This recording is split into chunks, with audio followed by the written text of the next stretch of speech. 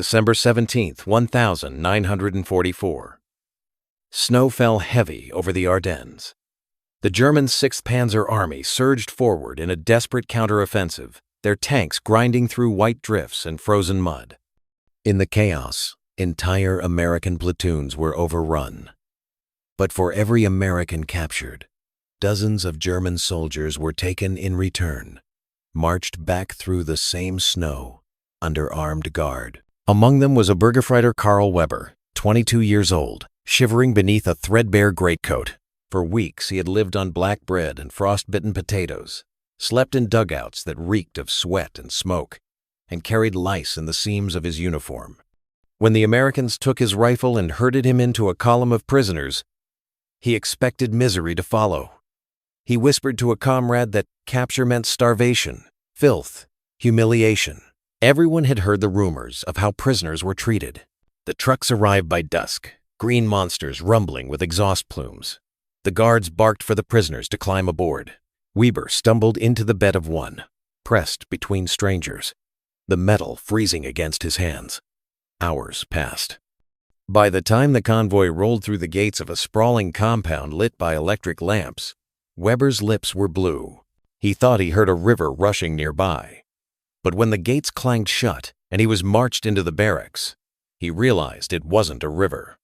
It was the hiss and rush of something he hadn't known in years. Running water. Pipes groaning in the walls. A sound so alien, he mistook it for nature itself. That night he sat hunched on a wooden bench, watching steam curl through an open doorway. Prisoners were being led one by one into tiled chambers, their faces red when they emerged, hair wet, the scent of soap trailing behind them. Weber stared, numb with disbelief. He had expected cold barns and starvation. Instead, he was being told to strip down and step inside. His body trembled as he walked into the room. The tiles shone white. A row of metal spigots jutted from the wall. An American sergeant turned a handle, and suddenly, the pipes roared alive. What struck Weber first was the sound, a rush, like heavy rainfall striking stone. Then came the heat. Water cascaded over his shoulders, sluicing away the grime of months in the field. The sensation shocked him. It felt like his skin was burning, then softening, as dirt and lice washed down the drain. He gripped the wall for balance. For the first time since leaving Bavaria, he was clean. When he emerged, hair dripping, he caught sight of himself in a fragment of mirror bolted to the wall.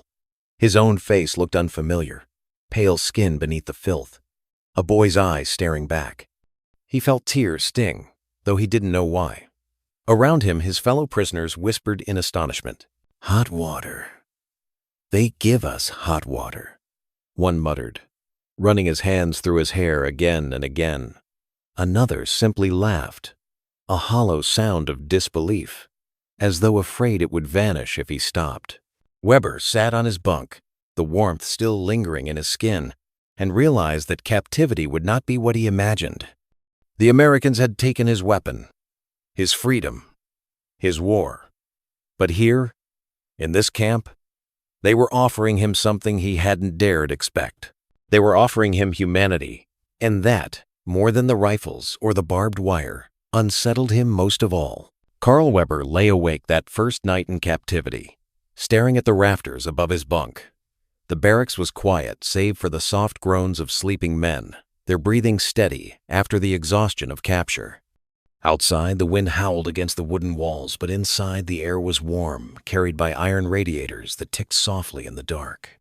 It was the warmth, more than anything, that disoriented him. For months, he had grown accustomed to shivering himself to sleep, breath crystallizing in frozen dugouts, toes aching from frostbite. Now he pulled a wool blanket tighter across his chest and listened to the unfamiliar hum of plumbing in the walls. Pipes filled with water rushing to unseen places. Every time one of the pipes hissed or rattled, his heart jumped. He had fought in the fields of France, slept in barns, hidden in shell holes. Those sounds had been absent from his world for years. He thought of his mother's house in Augsburg, where the taps had long run dry during air raids, where washing meant hauling buckets from a well. Here, in the land of the enemy, water seemed to flow like a river on command. When dawn broke, the prisoners were roused by American guards, their commands curt but not cruel. They lined up for roll call in the yard, boots crunching in the frost. A corporal with a clipboard counted them twice, then nodded, satisfied. The gates loomed beyond, high and crowned with barbed wire, but the guards were relaxed, rifles slung casually rather than pointed. After the count, the men were herded into a mess hall. The building was bright, its windows fogged from steam, and the smell hit Weber like a blow. Coffee, fresh bread, cooked eggs. The prisoners shuffled forward in stunned silence. As trays were handed out, Weber blinked down at his plate. Scrambled eggs, 2 thick slices of bread, a slab of butter, a steaming mug of something dark. He looked to the American soldier serving, expecting some trick. But the man only waved him along, as though feeding enemies was no different than feeding his own comrades. Weber sat, hesitant, before lifting the cup to his lips. Coffee, rich, bitter, almost burning on his tongue. He hadn't tasted it since 1942. His hands shook as he tore into the bread, the butter melting across his fingers. Around him, other prisoners ate in stunned silence, their faces betraying disbelief. One man began to weep quietly, bread clutched in both hands, as though it might vanish. The irony bit deep. Back home, his own people queued for hours for scraps, ration cards traded like gold, children gaunt from hunger. And here he sat, a prisoner, eating better than he had in years. Later that morning, guards marched them to a work detail clearing snow from the camp roads, stacking firewood. The labor was steady, the kind soldiers had long grown used to, but Weber noticed the difference. They were not beaten, not starved, not cursed, as slaves. The Americans barked orders but allowed breaks, handing out canteens filled with clean water. The clarity of it startled him. He lifted the canteen to the light and saw no specks of dirt, no cloudy residue, just water, pure and cold.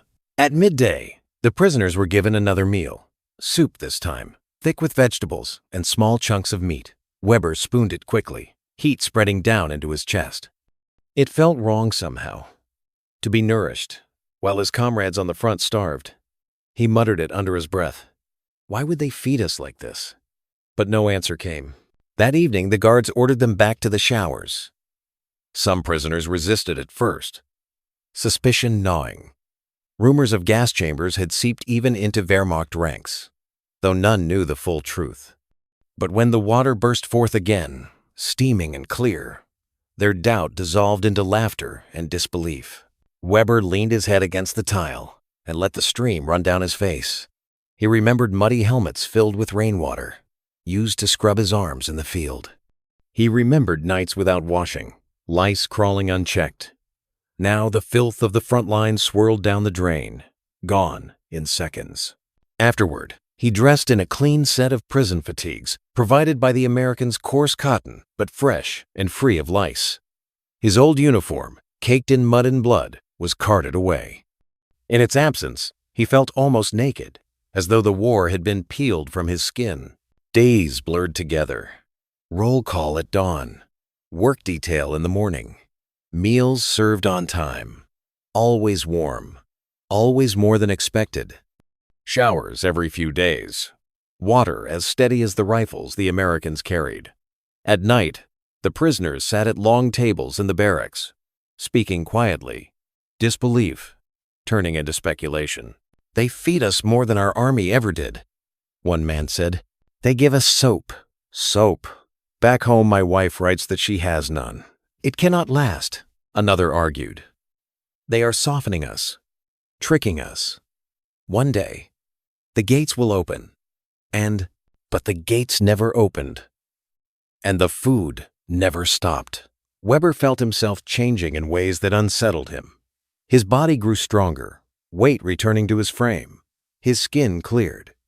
Even his dreams shifted, no longer haunted by hunger or cold, but by the strange comfort of hot water rushing over him. One afternoon, during a work detail near the camp's laundry, he caught sight of the machinery. Great steel drums turning with the hiss of steam. Clothing being washed by engines rather than hands. The efficiency stunned him. In the Reich, women bent over basins, scrubbing until their knuckles bled. Here, the machines did it effortlessly, powered by an endless hum of electricity. That night, he confided to his bunkmate, "It is not just the food, not just the water. It is everything. They live in another world, one we have never known." His bunkmate said nothing, only pulled the blanket tighter and stared at the ceiling. By the second week, the shock began to settle into a gnawing unease. Weber realized the true humiliation was not in being beaten or starved.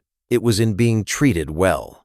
Each hot shower, each clean meal, each sip of coffee was a reminder of how far behind his own country had fallen, how his people suffered while their enemies seemed to have mastered abundance. He lay awake once more, listening to the hum of pipes.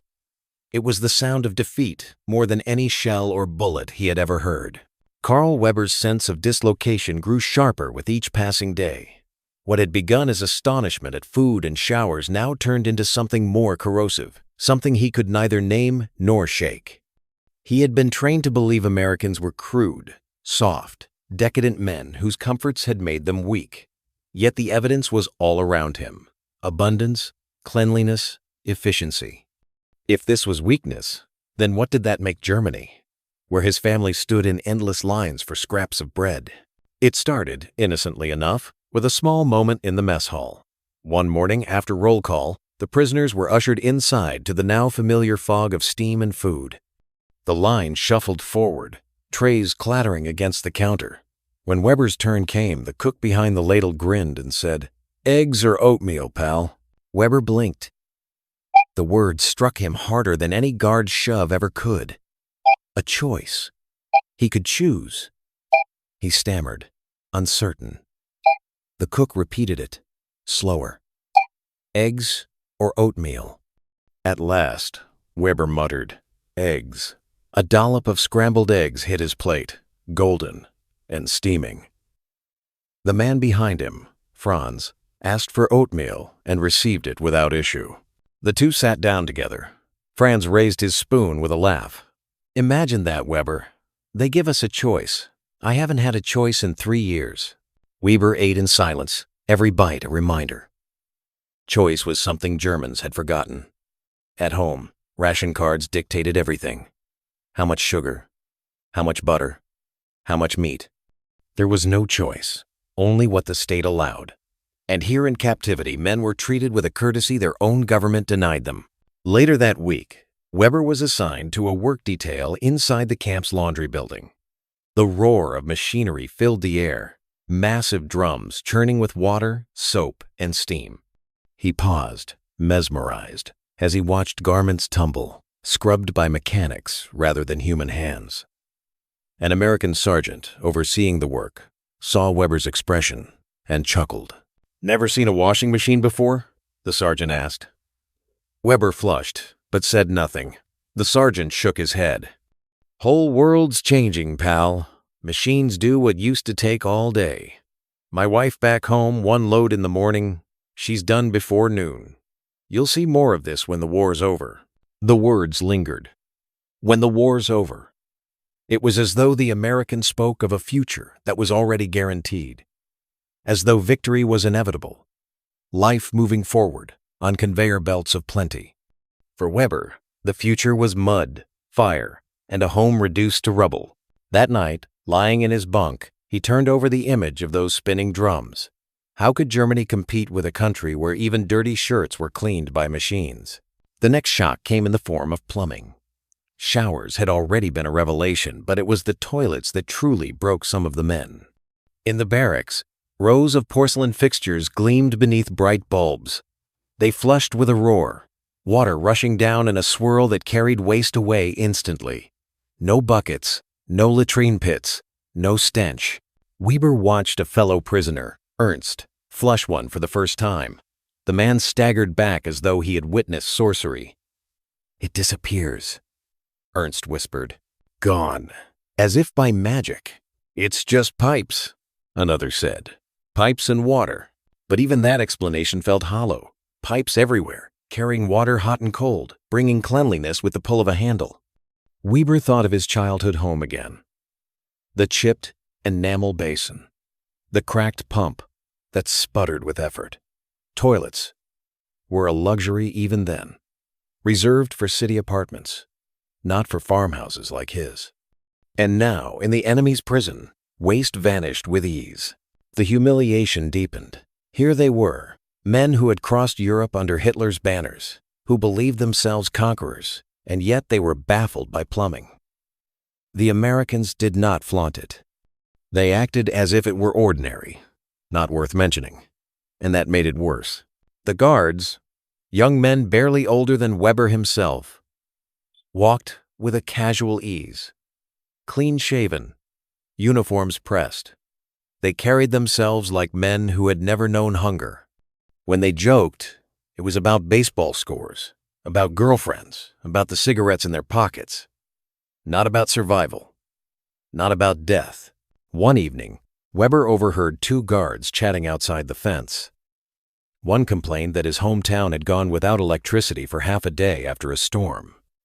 The other groaned in sympathy, shaking his head. Weber nearly laughed. Half a day without power? In Augsburg, blackouts were routine.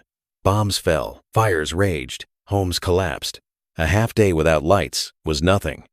But here, it was an inconvenience worth griping about, not a tragedy.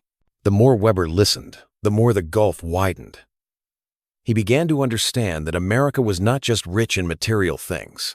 It was rich in normalcy, in stability. The war raged an ocean away, and these men lived as though the world had not collapsed. Days turned to weeks, and the POWs adjusted outwardly, but inwardly many wrestled with the same bitter realization. During evening conversations in the barracks, men spoke in hushed tones. It cannot be this way everywhere, one argued. This is only for us, only for prisoners. It is theater. No, another countered. The guards speak of their homes. They have houses with running water. They have electricity in every room. They exaggerate. Do they? Or have we been lied to? The silence that followed was heavier than any argument. Weber himself found his thoughts circling back to his family. His last letter from home described his mother waiting 3 hours in line for potatoes, his father mending shoes with scraps of leather. And here he was, washing in hot water, drinking coffee, eating meat. The shame was unbearable. One morning, as he lathered soap between his hands in the shower, Weber caught himself humming. The tune was faint, half remembered from childhood, something his mother used to sing while hanging laundry. The realization struck him like a slap. He was comfortable. He was a prisoner. And he was comfortable. That night, he confessed it to Franz. It frightens me, Weber admitted, how quickly we get used to it. Hot water, clean food, beds without lice. I wake, and it feels natural already. Natural. And yet I know at home they suffer. Franz sighed. Maybe that is the point. Maybe they want us to see this, to see what we lack. Weber frowned. And if that is true, then the war is already lost. Not on the battlefield, but here. Franz tapped his temple. Here, in the mind. The words burrowed deep. Weber lay awake long into the night, listening again to the pipes humming softly in the walls. Water rushing endlessly, like time itself. No one could stop it. The Americans had not beaten him with rifles, nor starved him, nor broken him with chains. They had done something worse. They had shown him a world in which his struggles seemed small, his sacrifices meaningless. A world where even prisoners lived better than free men in Germany. And that, Weber realized, was the truest form of defeat. The winter of 1944 bled into 1945, and the German prisoners in Camp Concord settled into rhythms of life that felt at once alien and treacherously comfortable. To Carl Weber, Every morning brought the same surreal moment. The hiss of steam rising from the shower pipes, the smell of coffee drifting from the mess hall, the sound of guards laughing about things that had nothing to do with war. And every morning he wondered how long before the dream ended, and reality, the harsh, gray, hungry world he had left behind in Bavaria, reclaimed him. Letters from home began arriving more frequently by February. The Americans, true to international law, allowed Red Cross parcels and correspondence. Prisoners would crowd around the tables in the barracks as the camp clerk distributed thin envelopes, trembling hands, snatching them like lifelines. Weber's first letter in months came one rainy evening. He sat on his bunk, the paper trembling in his hands, his throat tight as he read his mother's neat handwriting. "We are managing as best we can. The air raids grow worse. The bakery was destroyed last week. I spent hours in line, but there was little flour. Your father traded his last good tools for butter. The cellar is cold, but we are grateful for it when the bombers come.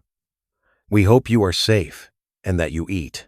Weber read it twice, 3 times. His eyes lingered on the words. "We are managing. We hope you eat." He could smell the ink. Imagine his mother hunched in candlelight over the kitchen table. And all the while, his belly was full of bread and meat, his body clean from showers, his skin unmarked by lice. Franz leaned over from the neighboring bunk. "Bad news?" "They have nothing," Weber whispered. "Nothing. And we." He stopped, unable to continue. He crumpled the paper in his fist. "We are prisoners. Prisoners. And yet?" Franz nodded. His own letter lay open, describing his brother's death in Hamburg during a raid, his sister queuing daily for scraps. "It is worse to read this here," Franz said softly. "If I were home, I would suffer with them. Here, I suffer twice, once for their hunger, and once for our shame." The letters circulated like ghosts among the barracks, each one carrying the same message: hunger, ruins, despair. Children fainting in ration lines, families huddling in cellars as the night sky burned. For the prisoners, captivity no longer felt like punishment. It felt like exile in a strange land of abundance, while their own blood starved. The plumbing itself became a symbol of this gulf. Every hiss of water through pipes mocked them. One evening, Ernst, the same man who had been awestruck by toilets in their first week, exploded in fury. After flushing, he slammed his fist against the porcelain until his knuckles bled. "Do you understand?" he shouted at the others in the barracks. "Every time I hear that rush of water, I think of my wife carrying buckets up 3 flights of stairs. Every time I see waste disappear into these pipes, I think of her carrying slops to the street. We live like kings in chains, while our families live like beggars in freedom." His outburst silenced the room. Weber stared at him, torn between pity and agreement. For though the showers and toilets brought relief, they also carried a sting of guilt. The Reich had promised them dominance, yet here they were, conquered and living better in defeat than in triumph. The guards, oblivious to the prisoners' turmoil, continued their easy routine. They joked about their girlfriends, grumbled about the quality of the coffee, and argued about baseball scores. To them, the POW camp was merely another posting. To Weber, every casual complaint was a reminder of how vast the divide truly was. One afternoon, while sweeping near the wire fence, Weber overheard 2 guards talking about home. "Electric's been out all morning," one said. "Can't even use the radio. Damn nuisance." "Same last week for us," the other replied. "Half a day with no power. Had to light candles. The kids thought it was fun, like camping." Weber froze. A half day without power was an inconvenience to them, something to laugh about. For his family, power outages lasted weeks, and not from storms, but from bombs. To the Americans, hardship was a novelty. To Germans, it was life itself. At night, the prisoners began debating in whispers. Some clung stubbornly to Nazi propaganda. "This is all a trick," one insisted. They fatten us up, show us their plumbing, so we will talk when they interrogate us. But the truth was inescapable. No interrogators came. No one asked them to betray secrets. The Americans seemed indifferent. They didn't need to convince anyone of anything. Their abundance spoke louder than propaganda ever could. For the first time, Weber understood something he had never dared admit. Germany could not win. Not simply because of the bombers or the tanks, but because of the pipes, the electricity, the abundance that ran so deep it could be spared even for captives. And once a soldier knew that, once he carried that truth in his chest, no banner, no speech, no order could drive it out. The war was lost long before the front collapsed. It was lost here, in a prison camp shower, in the hiss of hot water against tile, in the gurgle of a flushing toilet. It was lost in the realization that while Germany fought for survival, America had already mastered comfort. Weber turned over on his bunk, pressing his face into the thin pillow. And for the first time since capture, he did not weep out of fear. He wept because he knew that when he returned home, if he returned, nothing would ever be the same. The days of captivity stretched into spring, then summer, and as the war ground toward its conclusion, Camp Concord changed in subtle but undeniable ways. The barbed wire still gleamed under the sun. The guard towers still cast their long shadows across the gravel, but the atmosphere shifted. It was no longer about holding enemies. It was about waiting. Waiting for news, for endings, for whatever lay beyond the horizon. By May of 1945, rumors spread like wildfire through the barracks. Germany had surrendered. The Reich, which had demanded everything of them, had collapsed. When confirmation finally arrived, brought not by a guard, but by the official announcements pinned to the bulletin boards, silence fell over the camp like a shroud. Karl Weber stood with Franz before the paper notice. The words blurred before his eyes. Unconditional surrender. His mouth went dry. Around him, some men cursed. Others wept. Others simply stared blankly. The world they had fought for was gone. But for Weber, the blow had already landed months earlier. He had known it the first time hot water poured down his back in the shower. The first time he saw waste vanish with a flush. The first time he ate bread without mold. The surrender was not a surprise. It was confirmation of what the pipes, the plumbing, and the endless coffee had already told him. Germany had been outmatched, not only in weapons, but in the very fabric of daily life. Letters continued to arrive, but they grew darker. His mother wrote of Munich in ruins, of firestorms that gutted entire neighborhoods. She wrote of neighbors bartering heirlooms for loaves of bread, of sickness spreading through crowded shelters. "We are proud of you, Karl," she wrote, "but the fatherland is no more. We pray you will return soon, though there is little left to return to." Weber folded the letter and stared at the wooden table. He had once feared capture. Now, he feared release, because here, in captivity, he had food, showers, clean water. Outside the wire lay rubble, hunger, and shame. The irony was unbearable. Prison felt more humane than freedom. When the war officially ended, the guards' demeanor softened even further. They were no longer guarding enemies, merely men displaced by history. Some of the Americans struck up halting conversations, practicing bits of German, sharing cigarettes. A few even showed photographs of their families' smiling wives, children in neat clothes, houses with white fences. Weber could barely look. Each photograph was a reminder of everything destroyed in Germany, of the gulf that could not be bridged. Work details continued, though with less urgency.